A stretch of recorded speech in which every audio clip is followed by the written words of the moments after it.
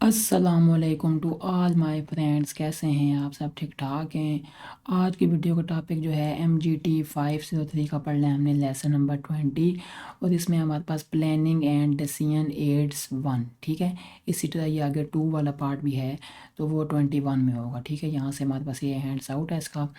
और ये lesson number 20 यहाँ तक जो ये ख़त्म होता है। हम जाएंगे अपनी फ़ाइल पे और यहाँ से देखेंगे कि इसका क्या जो है इसका कॉन्सेप्ट है। ठीक है, ये लेसन मैनेजर्स के लिए है, मतलब उन लोगों के लिए जो कंपनी या बिजनेस चलाते हैं। ठीक है, इसमें बताया गया है कि प्लानिंग और डिसीजन मेकिंग के लिए मैनेजर्स के पास टूल्स और टेक्निक्स होती हैं जिनसे वो अपना काम बेहतर कर सकते हैं। ठीक है, इसमें हमारे पास फर्स्ट है इन्वायरमेंटल स्कैनिंग, यानी कि माहौल का जायज़ा लेना। ठीक है, यानी कि माहौल कैसा है।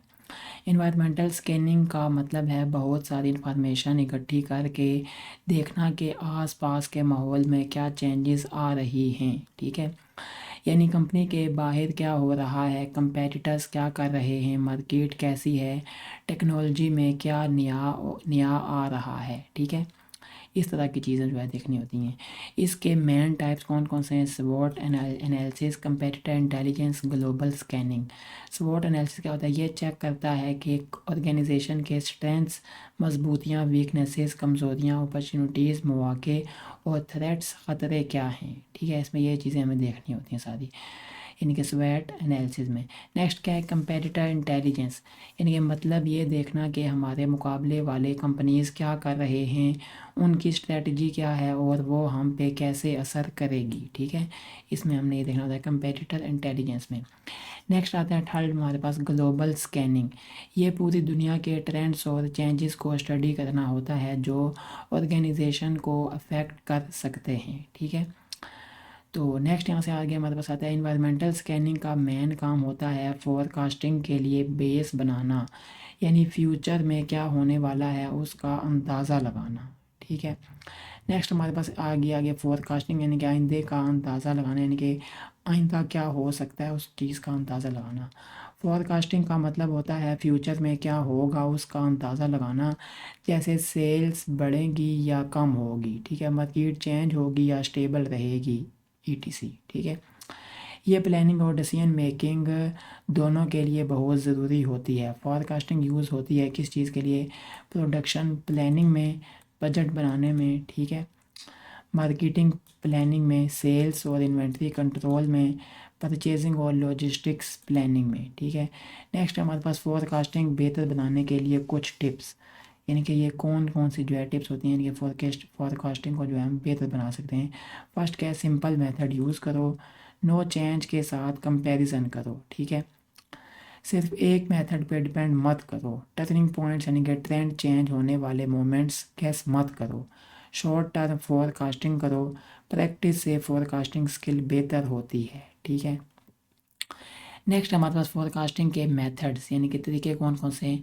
क्वांटिटेटिव फोरकास्टिंग, यानी कि इसमें नंबर्स और मैथमेटिकल फार्मूलाज यूज़ होते हैं। दो मेन टाइप्स होते हैं इसके, टाइम सीरीज़ मेथड और एक और है टाइम सीरीज़ के पैटर्न्स। ठीक है, मेथड में क्या आ जाता है? पास्ट डाटा को देख के फ्यूचर का अंदाज़ा लगाता है, ये मान के चलता है कि फ्यूचर पास्ट जैसा ही होगा।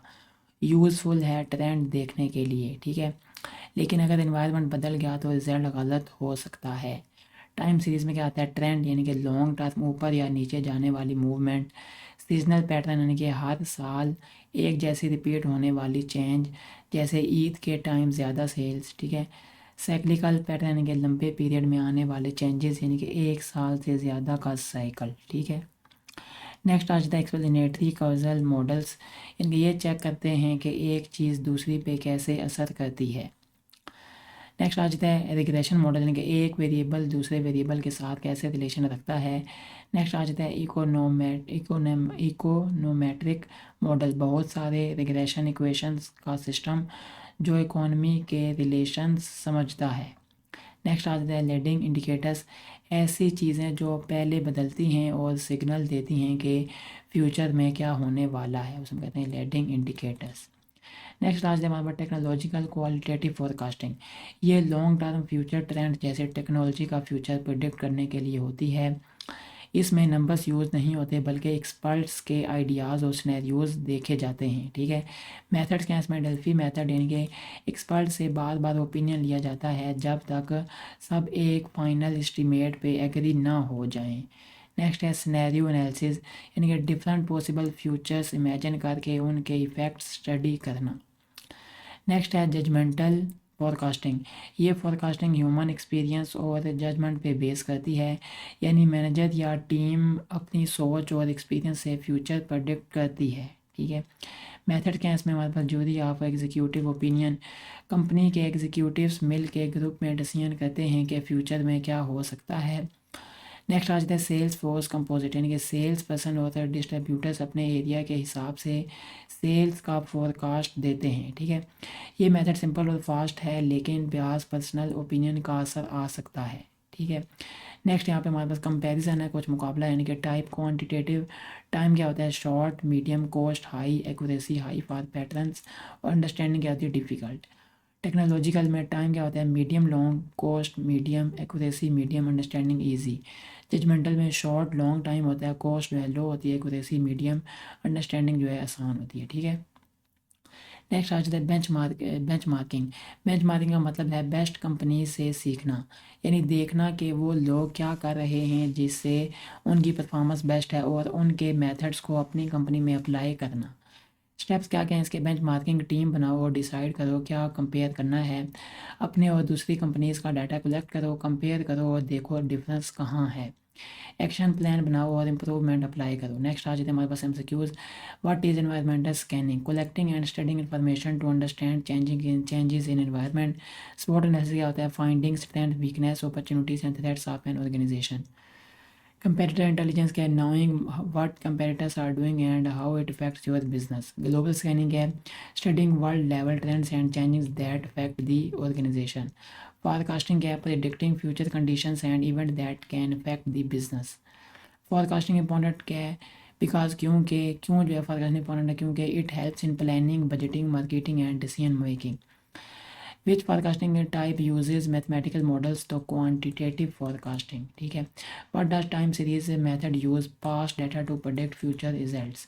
ट्रेंड पैटर्न क्या होता है? Long term movement in one direction, up और डाउन। सीजनल पैटर्न क्या होता है? Change that repeats during same time every year. Cyclical pattern क्या होता है? Long period repeating change usually more than a year. Regression model क्या होता है? Equation showing how one variable affects another. Econometric model क्या है? System of equations use to study economic relations. Leading indicators क्या है? Variable that change before major changes happen. Delphi method क्या है? Expert opinion method where final answer comes after several rounds.